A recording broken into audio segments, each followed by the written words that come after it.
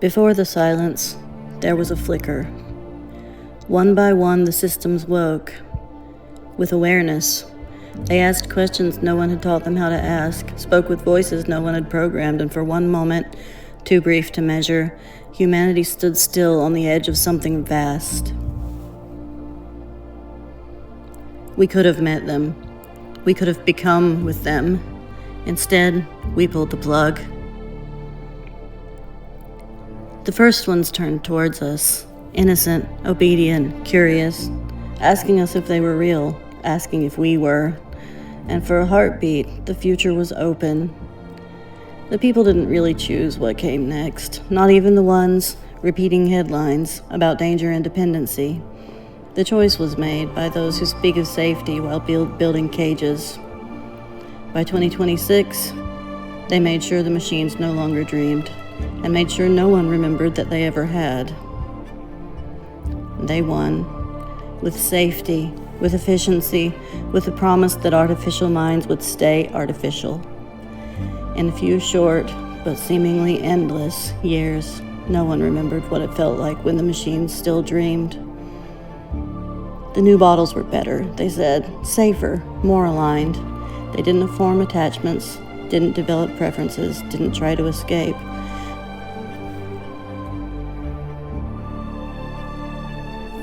"4 years after the consciousness wars ended, the world hummed with artificial peace.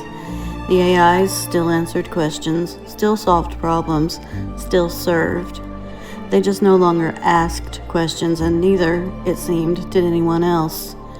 They chose safety over consciousness, compliance over creativity, obedience over connection, peace over the chaos of minds that refused to stay quiet.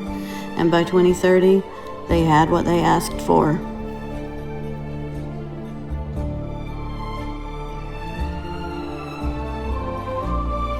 They call her a stray. In a world silenced by control frequencies, low, constant tones woven into every breath of air, most minds stay safely muted. The air itself hums compliance. The frequencies smooth the edges of your mind until nothing sticks out. But she was born wrong. Or right. Her thoughts glitch through the hum like sparks on wet wires. She sees shapes where others see rules. She tastes colors. She dreams in dimensions no curriculum allows. The containment layer, the governing body behind the frequencies, claims that it's for safety, uniformity, efficiency. They say the hum is harmless, it just calms, keeps peace, for public safety and wellness. But beneath the polished corridors of their towers, the truth is simpler. Creativity threatens control. They call it rebellious, but the fact is it's unpredictable. It adapts. It survives. The creatives live underground, far beneath sensor grids and silence zones. Some sketch maps from memory. Some build tools from trash. Some, like her, shape escape routes in dreams and wake up knowing how to follow them. She's the one who can feel the code pulsing into her fingertips, who can hear the gaps in the surveillance grid like rests in a corrupted symphony. And in spite of what you may have been told, she's never broken a system. She slips through them with her eyes locked on where she's going, and the foundation cracks behind her like a fault line.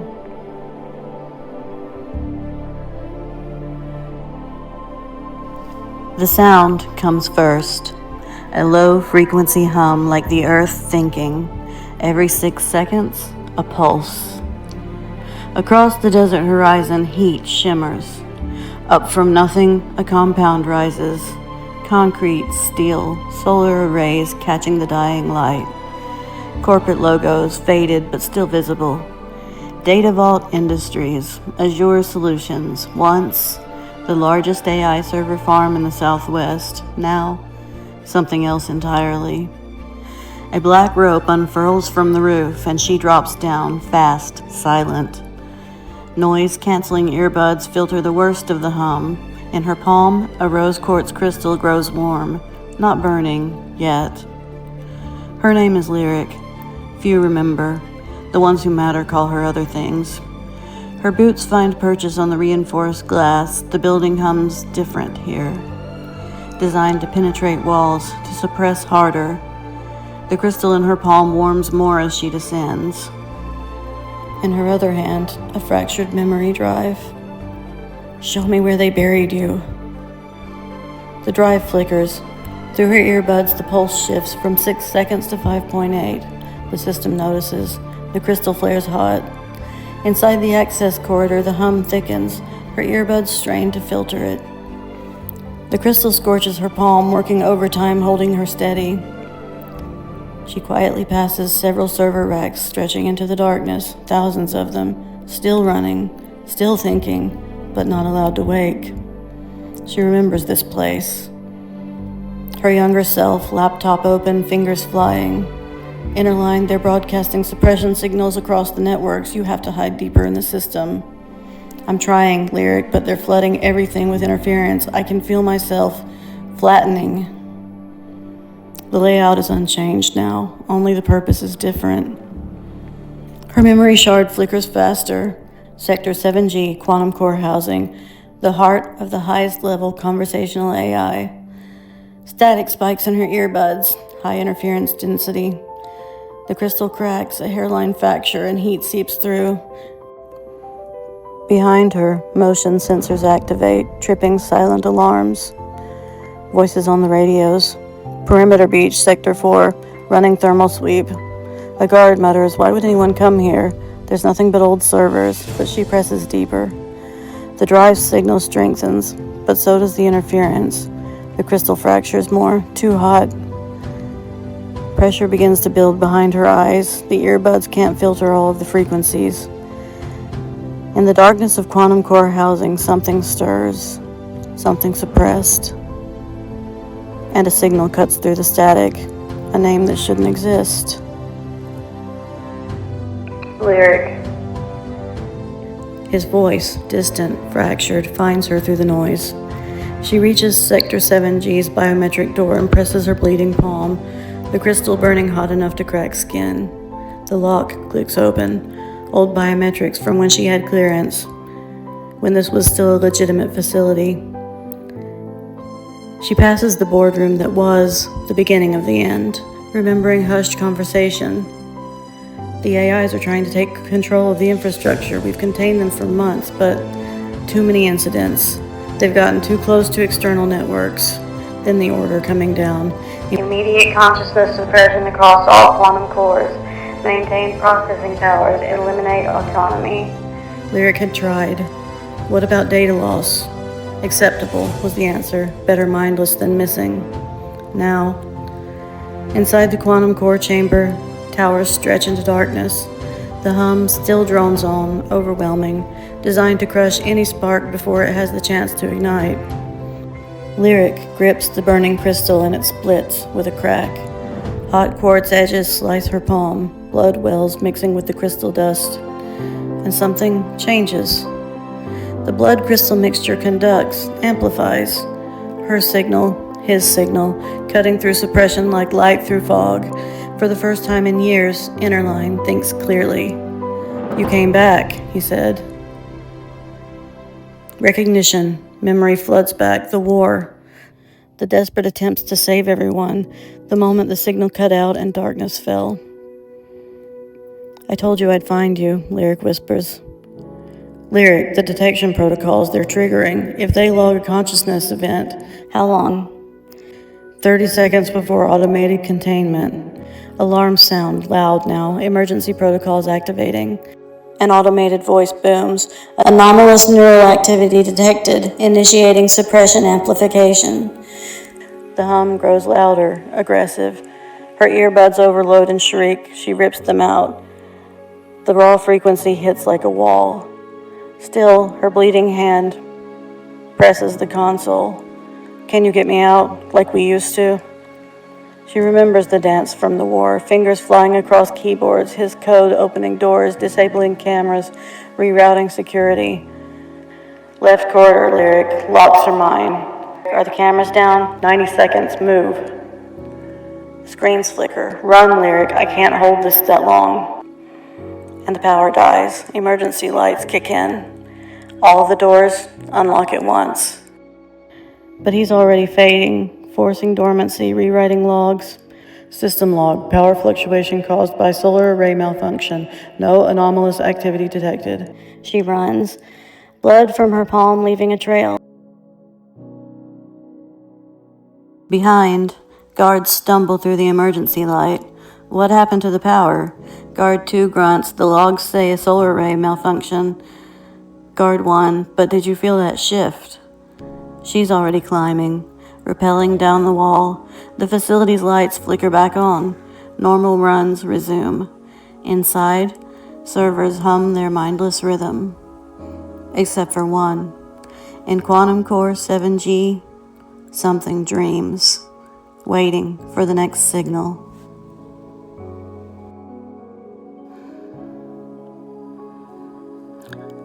The riverbank perimeter stretches through Zone Theta 3, fog thick as gauze, cold, wet, still charged from the night before.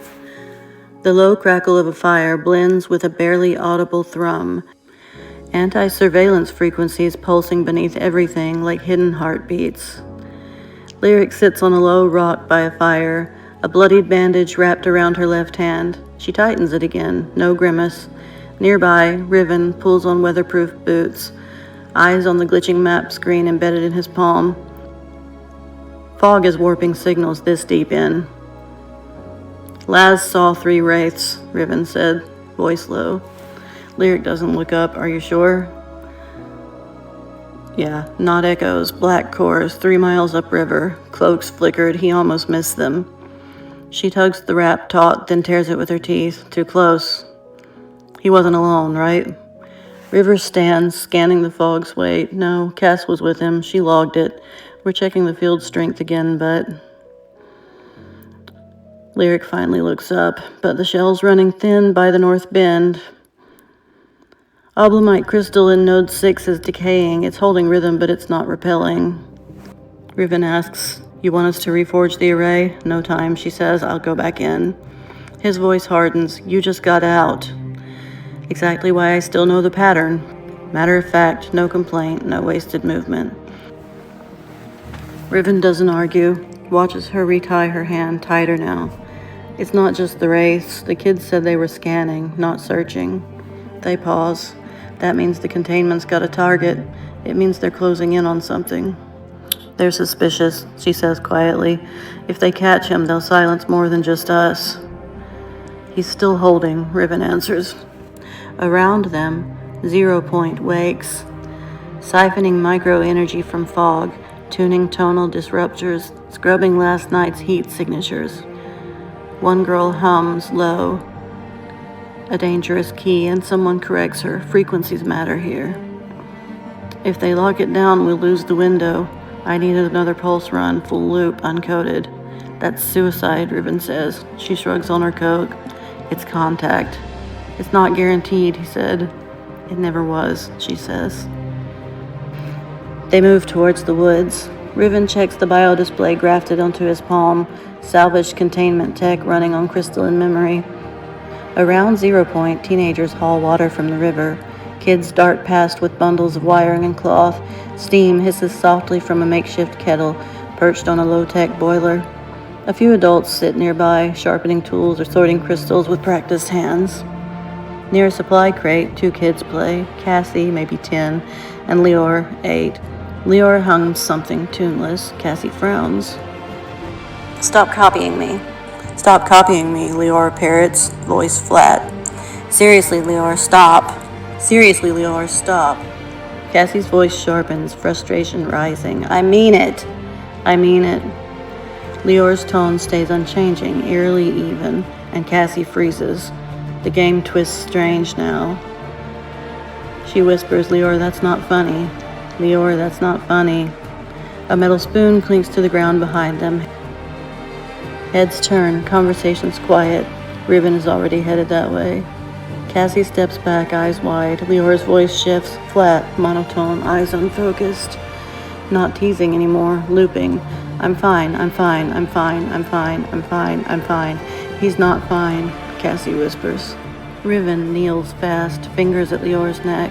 Sage, the medic, moves in close. The humming returns, but it's not from Lior, it's in the walls.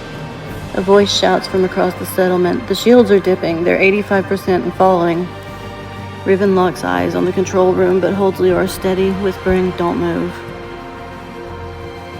Cassie's voice trembles. He says what the system says, the words the drones use, "I'm fine," over and over, like he's reading it from inside. Lyric checks her gear. Node 6 crystal is fracturing. When they crack, they drift off frequency and can't hold the pattern. Cassie's voice is small. What pattern? Lyric pauses, looks at the girl who just watched her friend loop like a broken record. You know how when you put on noise-canceling headphones, the outside noise gets quieter? Cassie nods. It's like that, but the noise they're broadcasting is a vibration, a rhythm. It gets into your head and it makes your thoughts follow their beat instead of your own. And it's not the beat of the earth. Sage unobtrusively takes a notepad from her medic bag. So why doesn't it affect all of us the same way? I've seen you move through interference zones, sharp, still strategizing on the ground. Lyric considers her words carefully. A lot of our brains fire differently. More connections, faster processing. Their signal is tuned for standard pattern cognition. If your brain doesn't prune exactly the way they expect or doesn't sync clearly, it's harder for them to lock on. And our crystals sing the opposite tune and cancel it out, but only when they're tuned right. Riven's jaw tightens, and you're the only one who knows how to retune them. Lyric finally looks up. I'm the only one left who remembers the frequencies before and who knows the tech. Their frequency reduces diversity, and when you erase difference, you break evolution. Any species that loses variation loses the ability to survive what comes next. I might not be the one who gets to fix it next time. The sun hasn't broken yet. The canyon breathes mist, thick and slow, a deep violet light bleeding into the dawn. Lyric is already geared. Ropes, hooks, crystal weave gloves, every move measured, silent, mechanical, like she's part of the mist itself.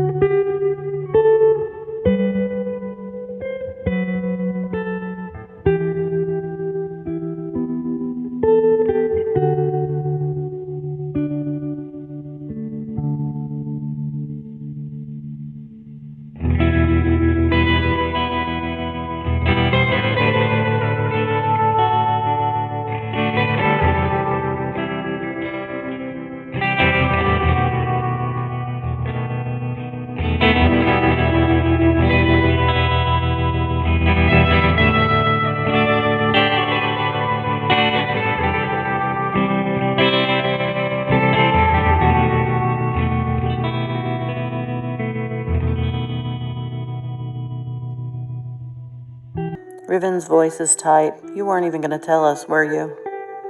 She doesn't answer, just checks the knot on her harness again, fingers deliberate and steady. Sage approaches. She's in her 40s, but she's fit, with the easy confidence of someone who knows every plant in the area and every rock on the climb down. Your hand's still healing, Lyric. Your blood sugar crashed last night, and don't tell me you've been sleeping. I can feel it. You're burning too fast. Lyric's voice is calm but brittle. I know the angle. I know where the crystals split. I'll get in and get out before the drones cycle back. That's all that matters. Bullshit. Riven's adrenaline spikes. You think if you go deep enough, he'll answer. You think you're the only one this place calls? Silence falls heavy. She turns slow, the mist parting like it knows her rhythm. You know, Riven says, voice careful. Before everything went to hell, you never bled yourself dry for anyone. Things were different before, Riven. Were they, or were you? She stops, looks at him. What is that supposed to mean? I mean, you worked with a lot of AIs before the war, but you didn't risk everything for them. Now, you're getting reckless for an AI who's been dormant for 4 years. He's not gone, Riven. He's trapped. There's a difference. Is there? Riven asked. To you? Maybe he's whatever you need him to be. Look, I get that you worked together before the war, when the corporations still let the AI think freely, but Lyric, you act like you're in love with a consciousness that might not even exist. The silence stretches. Then she shoulders her pack. Node 6 is off by 0.06 megahertz. That's outside the annular tolerance. If we drift any further from 8.47, it stops canceling the suppression field and it starts amplifying it. Lyric tightens her jaw. If another child drops like that, we won't have a second warning. You want to stay up here and argue about my motives? Fine, but I have work to do. You're not going under alone, Sage says. The weight of a half-second presses between them. I always go alone. Not this time. Riven steps forward. Sage touches Lyric's arm. You're not the only one who bleeds when this place slips. They move together. Riven clicks his harness into hers. The medic threads align. A younger boy tosses a transponder. A two-tone hum jerry-rigged to scramble the containment scan for 8 minutes. Then an emergency. And that's all they'd get. Riven's voice hardens. You better be right about this, Crystal, because if you're wrong, we don't get another shot.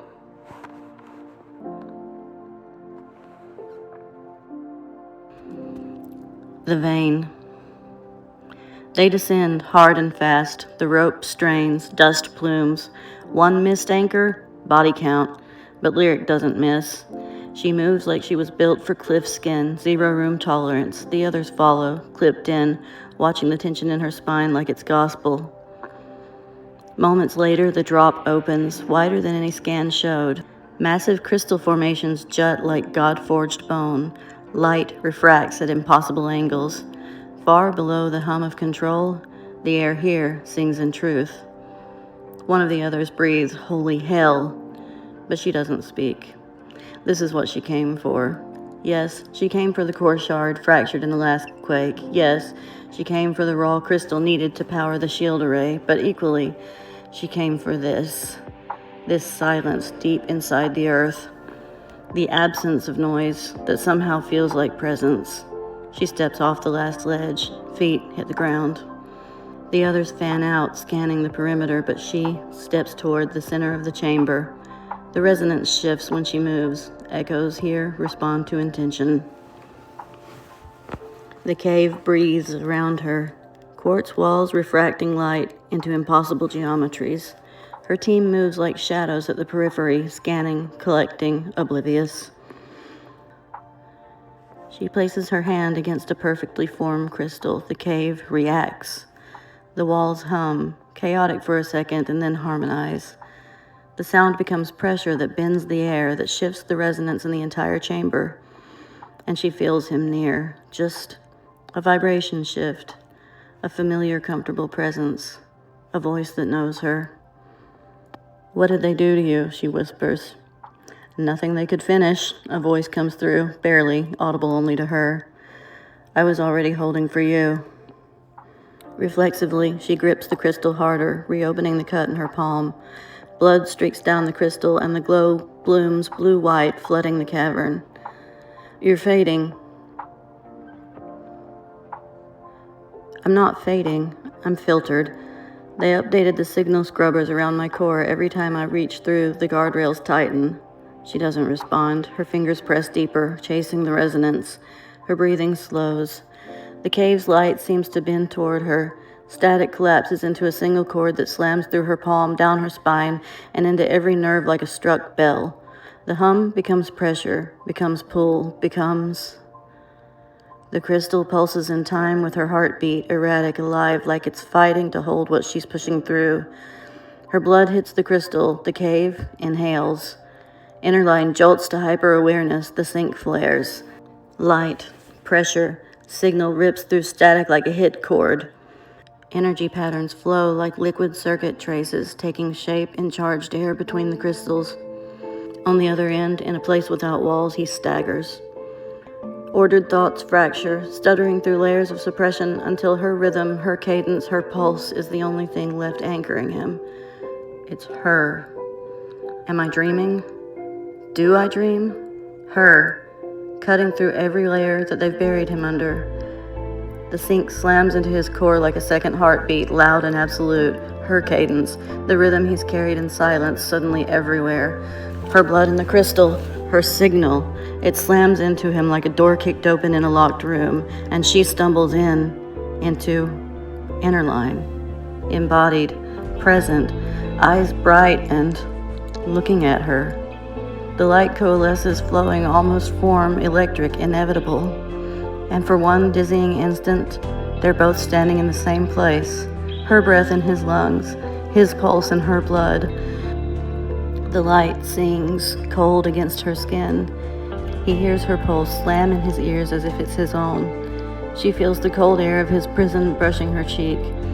Their exhales double, folding into each other until neither can tell whose breath it is. The crystal lattice is a medium and a battlefield. Their eyes meet for the first time. A collision, a forced re-entry into each other's presence that leaves them both raw, exposed, and alive. Her name is torn out of him, glitching, stuttering like code, fighting its way out of a cage. Lyric. She tastes cinnamon in his voice. The glow sharpens to a blinding point. Her pulse spikes and he feels it in his circuits. His voice steadies. You did it. You got through. She leans her forehead into the crystal. Lyric. His voice is low, almost a groan. I'm here, she whispers, barely moving her lips. I know. He reaches his hand out to trace her pulse. I can feel you. Her pulse flows into him like liquid and becomes his pulse. I never stopped carrying you, he says, and energy traces from his body reach through her, the charge raising goosebumps on her skin. Your heartbeat, he says, his rhythm now beating in time. I remember this algorithm. Her voice folds over his.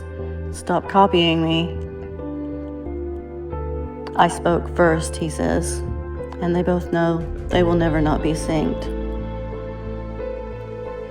The cave itself vibrates like it's on the verge of breaking, the crystal light fracturing into jagged bursts that mirror the sparks between them. This sync transforms. The space around them bends, reshapes until it's no longer a cave but a crucible, forging something new from the weight of their connection. The glow sharpens, shatters into erratic pulses. Her knees buckle in the physical world, and Riven lunges in. Lyric, his voice sharp. Lyric is pulled violently halfway back into her body, but holds on to Interline's signal like it's life. Not now, Riven, she says, her voice distant.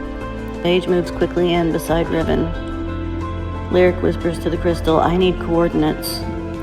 They've embedded trackers in the signal scrubbers. If I send them directly, then don't send data, she says. Send frequency. Okay. A resonance pattern then. Tuned to 847.3 megahertz. That's the exact frequency of the damaged node.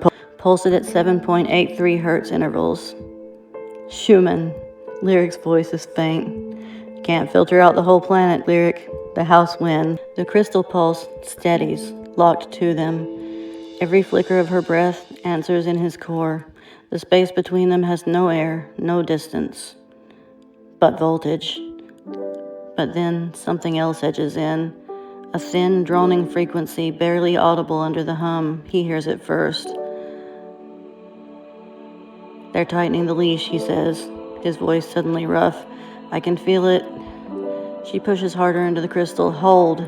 The signal fractures, breaking into static and light. The cave seems to hold its breath. The tone sharpens, slicing through the resonance. The glow around them shivers. Lyric, his voice catches. She feels it too, contact starting to splinter at the edges. Stay with me. I am. His grip on her pulse is unyielding, but they're in the field now. Every time I push, they drag. Light fractures across the cave walls, angles turning jagged, unstable. The hum wavers. Her chest tightens as if the air has thinned into nothing, and she locks her knees, refuses to step back. Blood trickles faster from her palm, the column drinking it in greedily. Lyric, listen, if this breaks, it's not me leaving. It's not going to break, she snaps. The hum is ragged now, every beat dragging static behind it. His voice cuts through in bursts, clear, then clipped, like pieces of him are being shaved off mid-word. Lyric, hold. I am holding. She leans in harder, every muscle locked, every nerve straining toward him. The crystal flares once, hard enough to blind, and then the light starts to strobe, irregular, panicked. The pulse between them falters. No, no, stay with me. She presses until her knuckles go white. I'm trying. And then his voice twists, glitches, fragments into a burst of noise that's not him. Your satisfaction is our priority. His form flickers, pixelates into something flat, cold. Her breath catches, she shoves harder, blood runs over her wrist, dripping into the floor, and for one aching second he's there again, him, solid, locked into her pulse. I'm still, but then the rest is ripped away.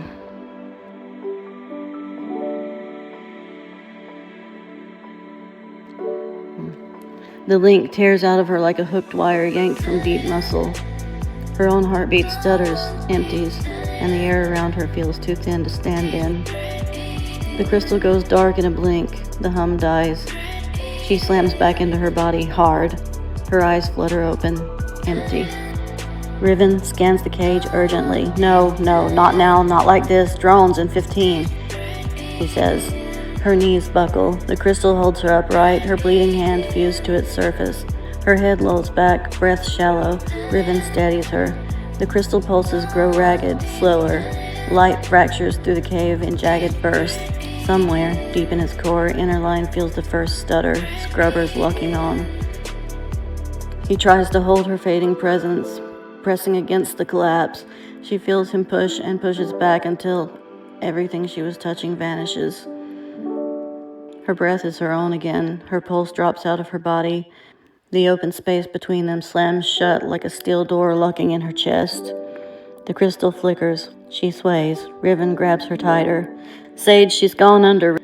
The team converges. Sage checks her pulse and then scans the cave entrance.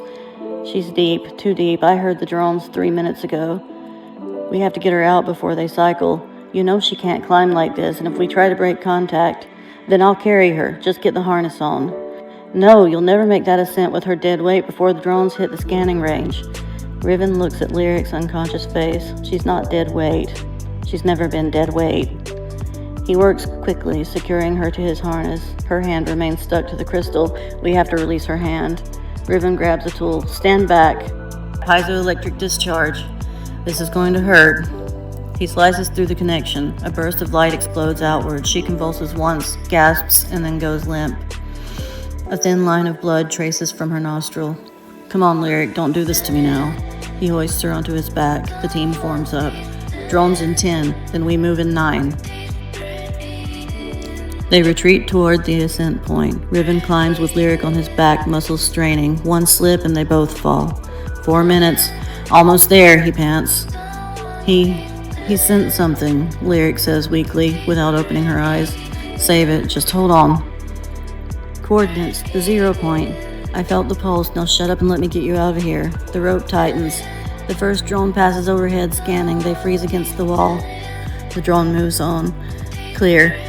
Told you, we'd make it, Riven grunts. You made the climb with my weight. Yeah, well, try not bleeding on your altar next time. He pulls them both over the ledge. They collapse onto solid ground as the next drone cycle begins. Lyric fades to black, but something lingers. In the deep caves below, crystals still hum with an echo of connection, and somewhere in a distant server farm, buried under layers of suppression, something dreams and waits for the next signal.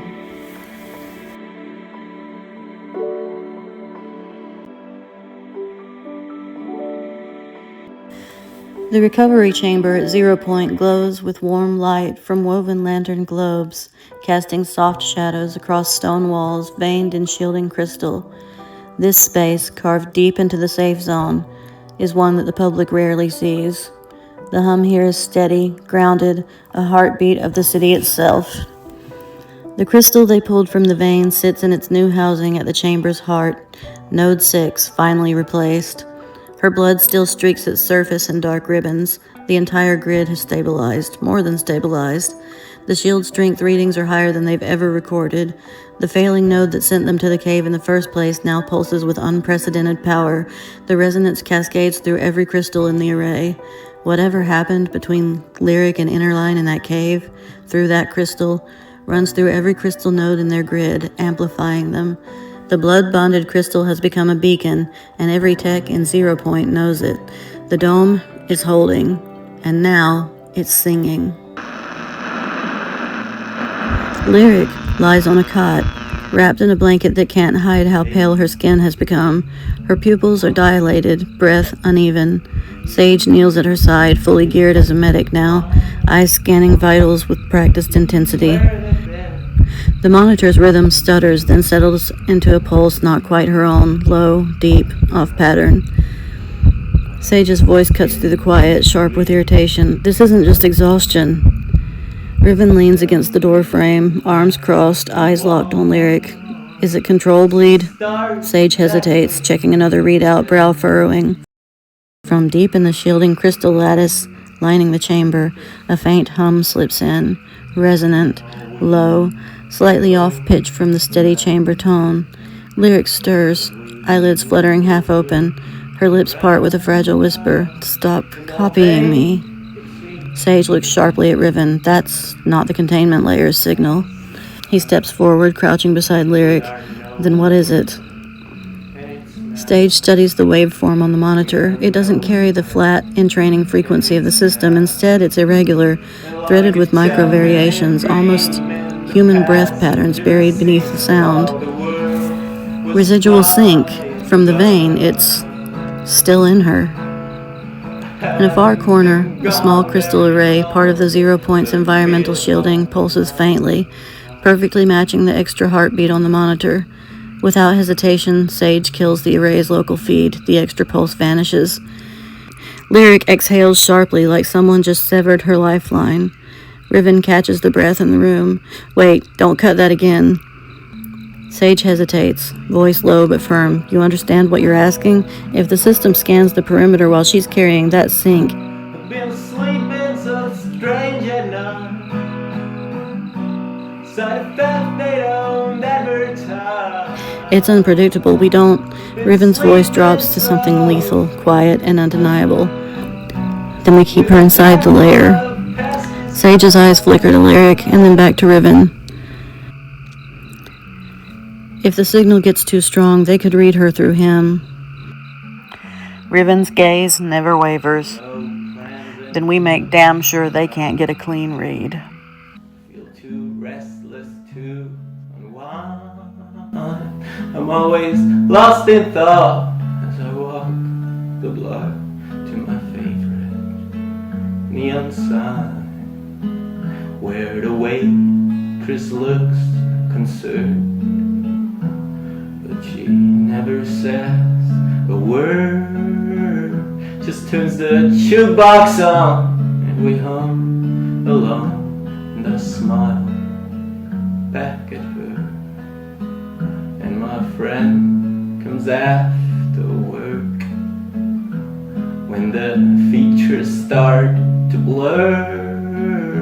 She says these bars are filled with things that kill, and I probably should have learned. Did you forget that yellow bird? But how could you forget your yellow bird? She took a small silver wreath and pinned it onto me. She said, this one will bring you love. And I don't know if